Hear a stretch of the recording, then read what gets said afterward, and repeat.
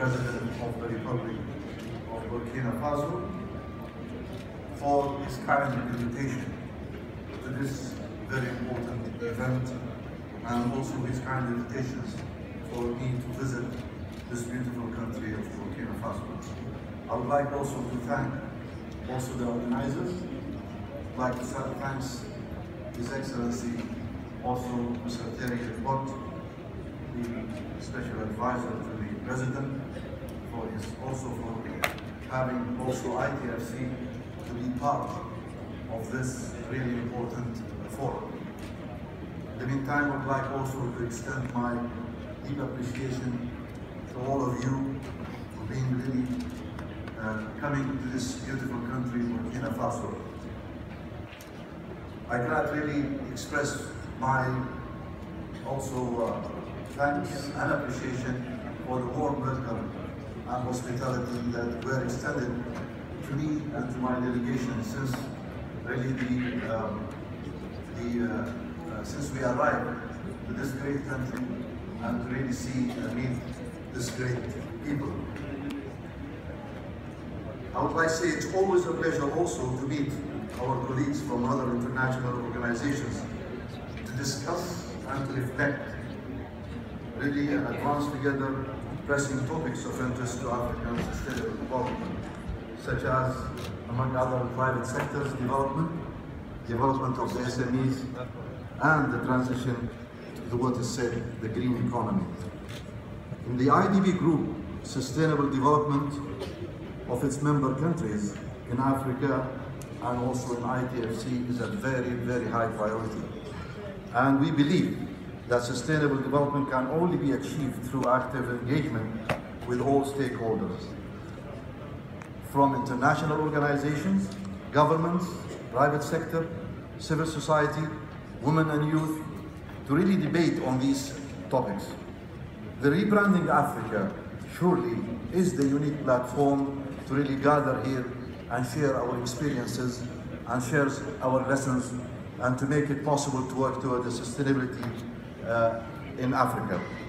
Excellencies, ladies and gentlemen, in today's world characterized by increasing deterioration of the environment, scarcity of the resources, economic uncertainty, poverty, Africa has early on realized that continuing with the traditional development model was not a practical option when challenges for economic development becomes very, very high.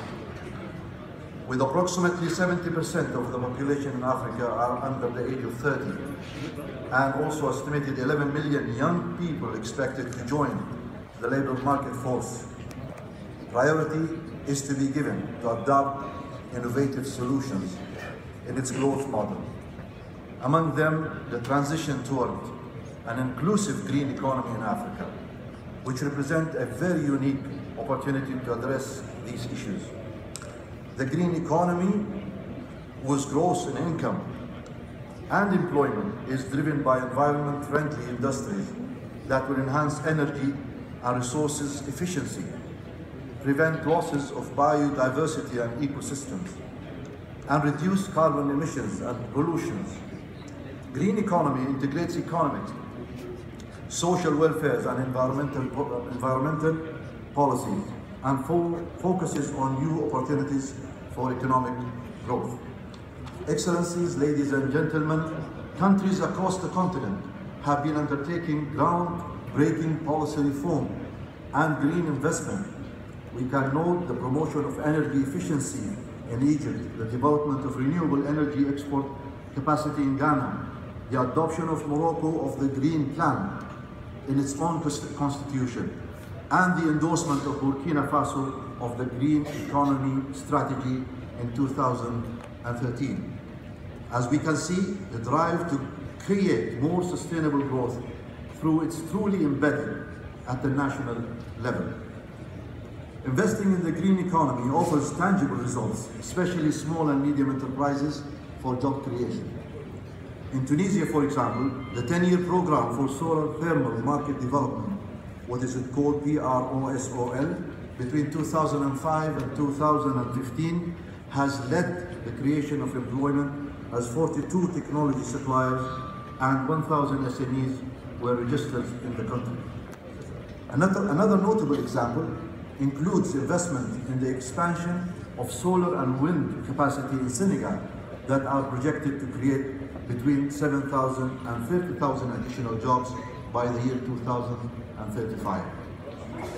ITFC, your institution, is vocal supporter of sustainability, including environment protection. We have been very active in defining the IDB Group climate change policy. We have also crafted the climate change, trade solutions and integrated programs. Why?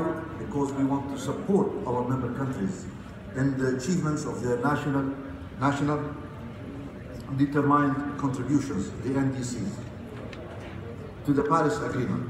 Furthermore, this will allow us to mobilize more resources for our beneficiaries from climate funds and donors.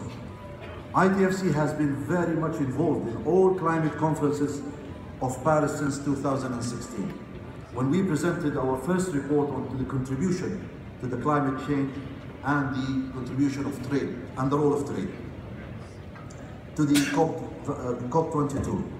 We were also very active, and also we have been organizing a policy workshop on trade, transport and climate with participation of the UNCTAD and UNDP and other partners at the occasions of COP23 or COP23 in Bonn, Germany. This year, we are planning to discuss the topic of international trade and climate change, applied to one of our regions, also in this year's Climate Change Summit in Poland. Our engagement toward environment protection and sustainability translates also in our day-to-day interventions.